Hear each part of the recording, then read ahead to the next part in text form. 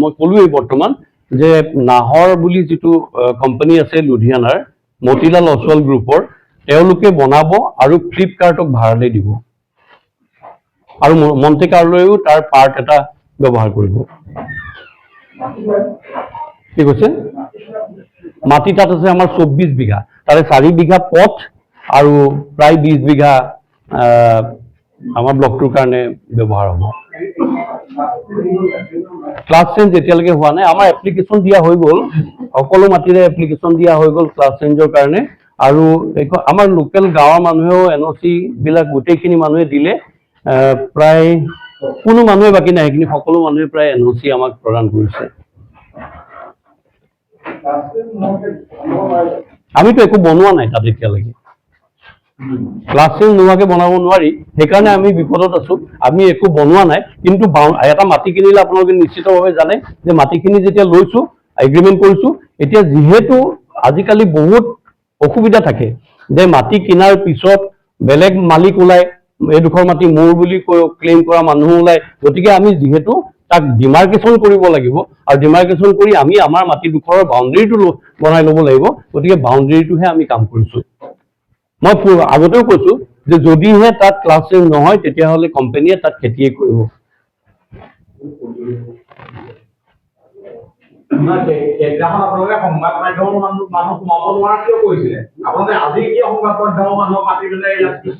সেইটো আচলতে শুনক, সেইটো মই তাৰ বাবে আপোনালোকৰ ওচৰত ক্ষমা বিচাৰিছো। এইটো এটা কপি পেষ্টৰ কাৰণে, সেইটো এতিয়া নাই, সেইটো তাত মানে আঁতৰাই দিয়া গ'ল, ময়ো মন কৰিবলৈ নহ'লে। সেইটো আচলতে গাঁৱৰ মানুহবিলাকে বনাইছিলে, বনাই পেলাই তেওঁলোকে লগাইছিলে, কাৰণ তেওঁলোকেও তাতে যিহেতু তেওঁলোকৰ সংস্থাপন হ'ব, আমিতো সকলো সংস্থাপিত, কিন্তু তেওঁলোকৰ সেইখন গাঁৱত এগৰাকী মাতৃৰ মৃত্যু হ'লে তেওঁৰ মাতৃগৰাকীৰ নহয় অমৰদা, মাতৃগৰাকীৰ মৃত্যুৰ কাৰণে ঘৰে ঘৰে পইচা তুলিবলগীয়া অৱস্থা হয়। গতিকে তাত এটা উদ্যোগ হ'লে তেওঁলোকে যে চাকৰি পাব, সেই কথাটো তেওঁলোকে বুজি উঠিছে, আৰু বুজি উঠাৰ কাৰণে তেওঁলোকে এতিয়া আমাক NOC প্ৰদান কৰিছে।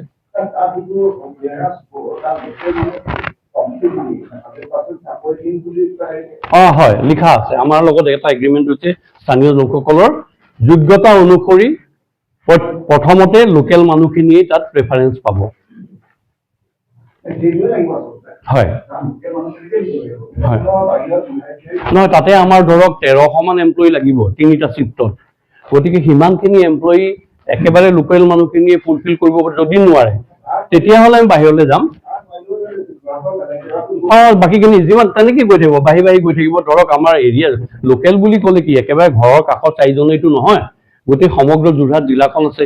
যোৰহাট জিলাই কাভাৰ কৰিব নোৱাৰিলে আমাৰ কাষৰ গোলাঘাট শিৱসাগৰ জিলা আছে, এতিয়া আমাৰ কাষৰ চুবুৰীয়া মানুহেই নিশ্চিতভাৱে তাত চাকৰি কৰিবলৈ আহিব। ডাইৰেক্টলি ইনডাইৰেক্টলি প্ৰায় 2000 যুৱক যুৱতী তাৰ পৰা উপকৃত হ'ব, কাৰণ তাতে বহুত সৰু সৰু গাড়ী লাগিব বস্তুবিলাক অনা নিয়া কৰিবলৈ, সেইবিলাক কোম্পানী ক্ৰয় নকৰে, ভাড়াতেই লয়, গতিকে সেইখিনি লোকো তাৰ পৰা লাভান্বিত হ'ব।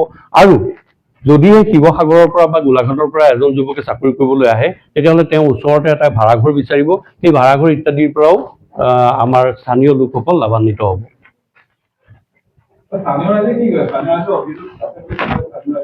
স্থানীয় ৰাইজটো মোৰ ওচৰত বহিয়ে আছে গোটেইখিনি, তেখেতৰ আমাৰ যিজন VDPৰ এই অঞ্চলৰ শৰাইখোৱা আৰু ইয়াৰ VDPৰ যিজন আপুনি সভাপতিজন আছে, তেখেতে আপোনালোকক ক'ব।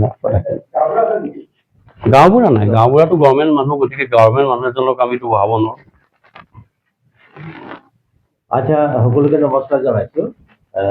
আমাৰ যি পশ্চিম যোৰহাট ৰাজস্ব প্ৰাইভেট লিমিটেড যোৰহাটৰ দ্বাৰা যি ওৱেৰহাউচ নিৰ্মাণৰ কাম মানে কৰাৰ প্ৰয়াস কৰা হৈছে, তো একচুৱেলি সেই যিখিনি ভূমি ক্ৰয় কৰা হৈছে, সেই ভূমিখিনি একচুৱেলি কৃষিভূমিয়ে আছিলে, আৰু তাত মানে এনেকুৱা হ'ল যে বিভিন্ন সময়ত ওচৰত থকা ভোটা হওক বা বিভিন্ন কাৰণত মাটিখিনি খনন কৰাৰ কাৰণে, সেইটো আপোনালোকে গ'লেও তাত দেখিব, আমি দেখিছোঁ তাত একচুৱেলি খেতিৰ উপযোগী হৈ থকা নাই।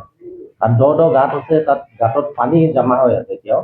এতিয়াৰ সময়ত পানী জমা থাকিলে স্বাভাৱিকতেই খেতিৰ দিনত তাত যে কিবা এটা খেতি কৰিব পাৰিব তাৰ আশা নাই। আৰু যি দুই মানে বাম টাইপৰ মাটি আছে, প্ৰায় অলপ চাপৰি টাইপৰ মাটিৰে মানে পৰিৱৰ্তন আছে। এই সন্দৰ্ভত অৱশ্যে প্ৰশাসনিকভাৱেও এটা ইনকুৱাৰী হৈছিলে, যিহেতু এটা বদনাম আহিছিলে যে সহজ সৰল কৃষকক ঠগ প্ৰবঞ্চনাৰে মাটিখিনি কম দামত ক্ৰয় কৰি ধনীয়াক ঘটাই দিয়া হৈছে। কিন্তু তাত দেখা হ'ল যে কৃষক যিসকল আছিল, যাৰ যাৰ মাটি আছে, তেখেতসকলে উপযুক্ত দাম পাইছে আৰু সেইকাৰণে তেখেতসকলে মাটিটো আচলতে তেখেতসকলক দিছে। প্ৰথম অৱস্থাত আমাৰ স্থানীয় ৰাইজৰ আপত্তি আছিল যে তাত একচুৱেলি হ'ব কি, কিন্তু আমি পিছত যেতিয়া গম পালোঁ যে তাত কোনো প্ৰদূষণযুক্ত কোনো ইণ্ডাষ্ট্ৰী নহয়।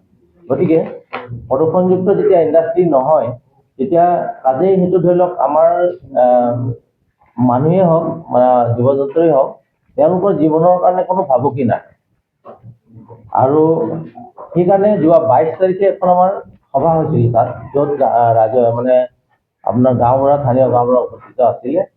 তাতে কিছুমান আমি তেখেতসকলক কিছুমান চৰ্ত বান্ধি দিলোঁ যে এইখিনি চৰ্ত যদি আপোনালোকে মানে, তেতিয়াহ'লে আমাৰ স্থানীয় তাত যি বসবাস কৰা মানুহ আছে, এই স্থানীয় মানুহখিনিৰ কোনো ধৰণৰ আপত্তি নাথাকিব। তো তাতে প্ৰথম চৰ্তটো আছিলে যে আমাৰ যিটো প্ৰকল্প এখেতসকলে বনাব, যদিহে সেই প্ৰকল্পটো প্ৰদূষণযুক্ত হয়, তেতিয়াহ'লে স্থানীয় ৰাইজ তাত সন্মত নহয়। দ্বিতীয় কথা হৈছে যে তাৰ যি নিৰ্মাণ কাম হ'ব, এই নিৰ্মাণ কামত স্থানীয় শ্ৰমিক ব্যৱহাৰ কৰিব লাগিব আৰু স্থানীয় যুৱক যিসকল আছে, তো সেই যুৱকসকলক তাত যি নিৰ্মাণ সামগ্ৰীৰ প্ৰয়োজন আছে, সেই যুৱকক সেইখিনি যোগান ধৰাত অগ্ৰাধিকাৰ দিব লাগিব। ইয়াৰ পিছতে এটা কথা ইয়াত আছিলে যে এটা এনেকুৱা প্ৰস্তাৱ আছে যে এখেতসকলে যেতিয়া আমাক কৈছে যে প্ৰদূষণযুক্ত নহয়, বা স্থানীয় লোকসকলে আজি আপোনালোককো কৈছে যে তাত সংস্থাপন পাব। স্থানীয় লোক বুলিলে অকল তাৰ আশে পাশে বসবাস কৰি থকা লোকসকলেই নহয়, স্থানীয় লোকসকলে আমি অঞ্চল প্ৰতি চাব লাগিব। যোৰহাটো আজি স্থানীয় বুলি ক'ব লাগিব। গতিকে তেনে ক্ষেত্ৰত মানে আমাৰ এনেকুৱা ধৰণৰ এগ্ৰিমেণ্ট আমি কৰিছোঁ যে যদিহে অনাগত দিনত যি সংস্থাপনৰ কথা আছে, এই সংস্থাপনৰ ক্ষেত্ৰত কিবা কাৰণত যদি এখেতসকলে আমাৰ লগত কৰা এগ্ৰিমেণ্টটো, চুক্তিটো বা আমাক দিয়া কথাটো যদি এখেতসকলে নাকচ কৰে, বা স্থানীয় যুৱক যুৱতী তাত সংস্থাপন হ'বলৈ যাওঁতে যদি কিবা সমস্যা হয়, তেতিয়াহ'লে আমি যি স্থানীয় এনঅ'চি আমি এই স্থানীয় এনঅ'চিটো লগে লগে কাৰ্যকৰীভাৱে নাকচ হ'ব।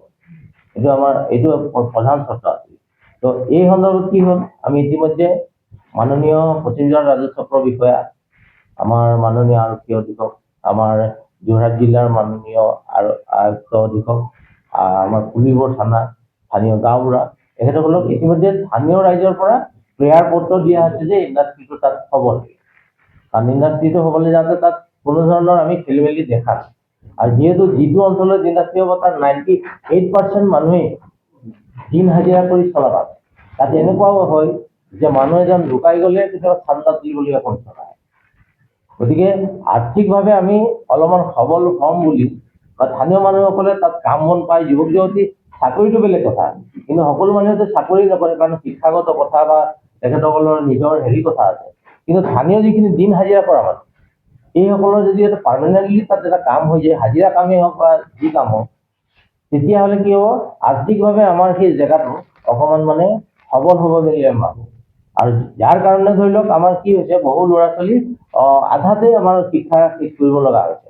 কিবা এটা যদি মানুহৰ বেমাৰো হৈ যায়, তেতিয়াও আমাৰ কিবা মানে সকলো সা সহায় কৰা এনেকুৱা কথা এটা আহিছে। গতিকে সেইকাৰণে তাত যি বেনাৰ লগাইছিলে, সেইটো একচুৱেলি ময়ো অৱগত নাছিলোঁ। কিন্তু যেতিয়া বেনাৰখন মই দেখিলোঁ, তো তাৰ বেনাৰখনৰ কাৰণে মই ইতিমধ্যে লোকেল যি থানা আছে, তো থানাখনকো মই প্ৰতিনিধিত্ব কৰোঁ। মই থানাৰ সভাপতি হিচাপে এতিয়া আছোঁ যেতিয়া, গতিকে তাত মানে মই ইতিমধ্যে এটা মানে দিছিলোঁ, এখন গোচৰ দিছিলোঁ যে ইয়াত কিছু অসাংবিধানিক শব্দযুক্ত এখন বেনাৰ দেখিবলৈ পাইছোঁ বুলি মই আপত্তি কৰিছিলোঁ। গতিকে তেখেতসকলক কৈছিলোঁ আমি চিজ কৰিব লাগে। এতিয়া একো নাই, সেই বেনাৰখন কৈছোঁ যে সেইটো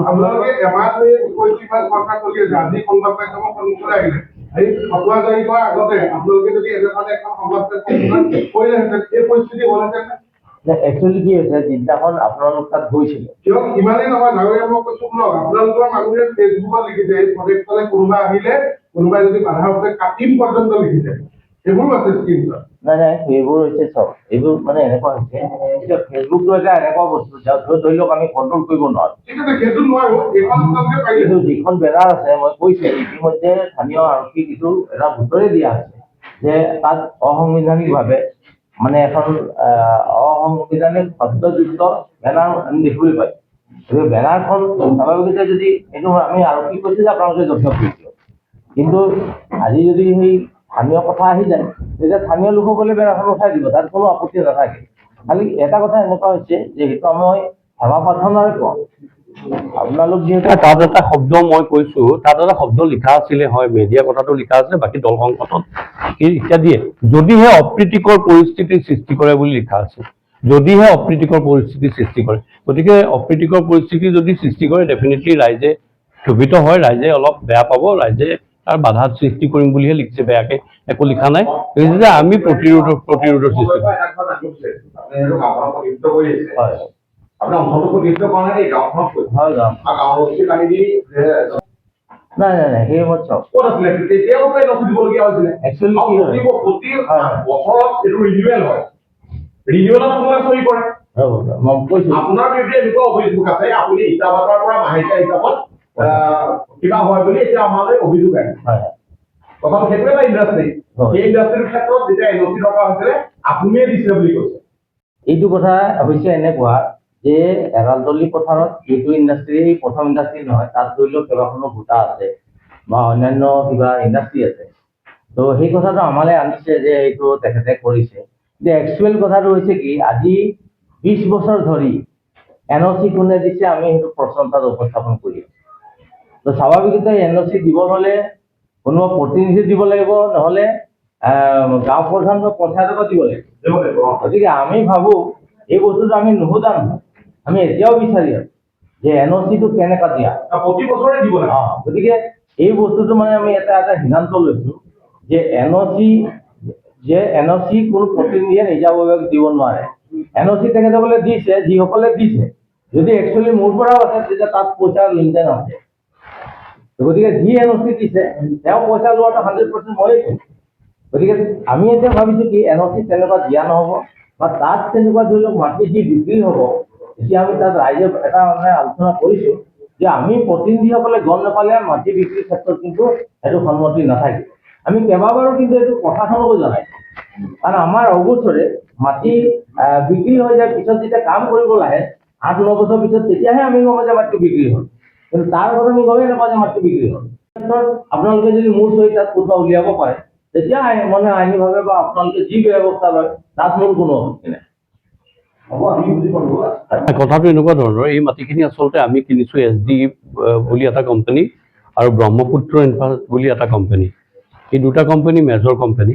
তাৰোপৰি সুনীল পিঠানী বুলি এগৰাকী ব্যৱসায়ী আৰু কমল দাস বুলি এগৰাকী ব্যক্তি, বেচিকেলি এখেতসকলৰে সৰহভাগ মাটি আছে, আৰু তেওঁলোকে এই মাটিখিনি প্ৰায় 20 বছৰ ধৰি ক্ৰয় কৰি আছে এটুকুৰা এটুকুৰাকে, হঠাৎ আমাক ক্ৰয় কৰি দিয়া নাই। গতিকে তেওঁলোকে 20 বছৰ ধৰি ইনভেষ্ট কৰি ক্ৰয় কৰি টুকুৰা টুকুৰকে তেওঁলোকৰ নামলৈ ট্ৰান্সফাৰ কৰিছে, আৰু ট্ৰান্সফাৰ কৰি পিছত আমাৰ কোম্পানীটোৰ বিক্ৰী কৰিছে।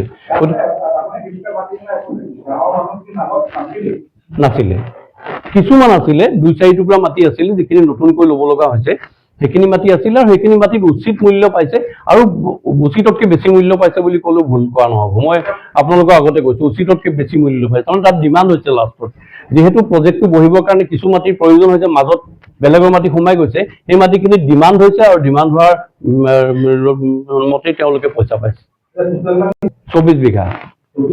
হয়। বেনাৰখন যেতিয়া লগাইছে, বেনাৰখন লগাইছে সেইটোতো মই দেখিছোঁ।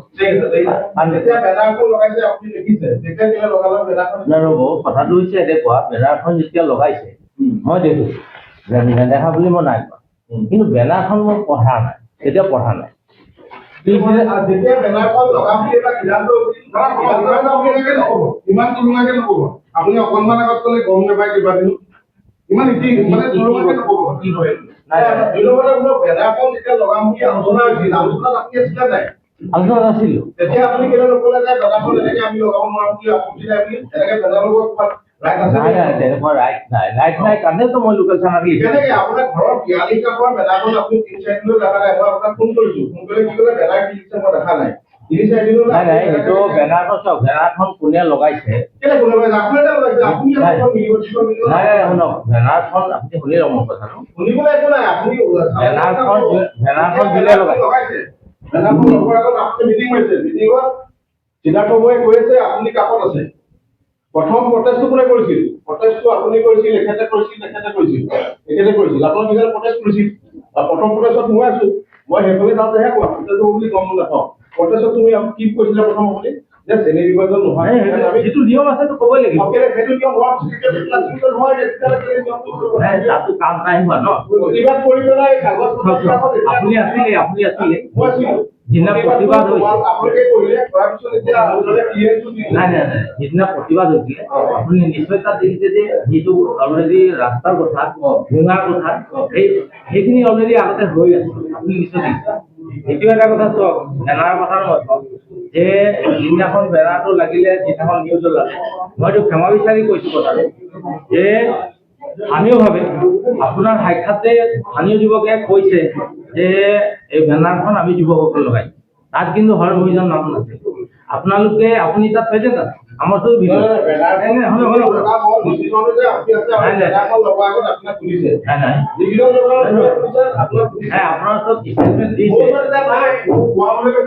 আপোনাৰ যিদিনাখন আপোনালোকে নিউজ কৰিছে, নিউজৰ পিছদিনাখনে জনাইছে। মইতো পুলিচে কৈছে মোক জনোৱা নাই, পুলিচে মই ফোন কৰিছো, পুলিচে কৈছে আপুনি জনাইছে, এতিয়ালৈকে কোনেও জনা নাই। আপুনি এবাৰ কনফাৰ্মেশ্যন কৰি ল'লে। আচ্ছা এতিয়া কথাটো হ'ল কি, সাংবাদিক বন্ধুসকল, মই এই বিষয়টোত অত্যন্ত মৰ্মাহত আৰু মই দুখ পাইছোঁ সঁচাকৈ। এইটো আচলতে অসাংবিধানিক এটা শব্দ হ'ল, বেয়া শব্দ হ'ল। তাৰ বাবে কৰজোৰে আপোনালোকৰ ওচৰত ক্ষমা বিচাৰিছোঁ। আৰু ভুল মানুহ মাত্ৰেই ভুল হয়, আৰু ক্ষমাও মানুহেই কৰে। গতিকে আপোনালোকে আমাক ক্ষমা কৰি দিব বুলি আশা কৰিলোঁ। আমি কথাটো নীতিগতভাৱে কাম কৰক।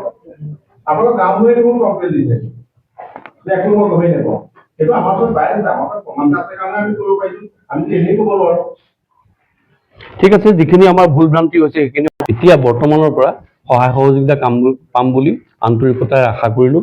আৰু ভাবিছোঁ বাকীখিনি কামতো আপোনালোকে সহযোগিতা কৰিব, যাতে আমাৰ যিখিনি ডকুমেণ্টেশ্যনৰ কাম থাকে সেইখিনিও যাতে আমি সোনকালে শেষ কৰিব পাৰোঁ। আৰু ভৱিষ্যত দিনত আমাৰ যিকোনো খবৰ বিজ্ঞাপনৰ বাবে যোগাযোগ কৰক 7896121996।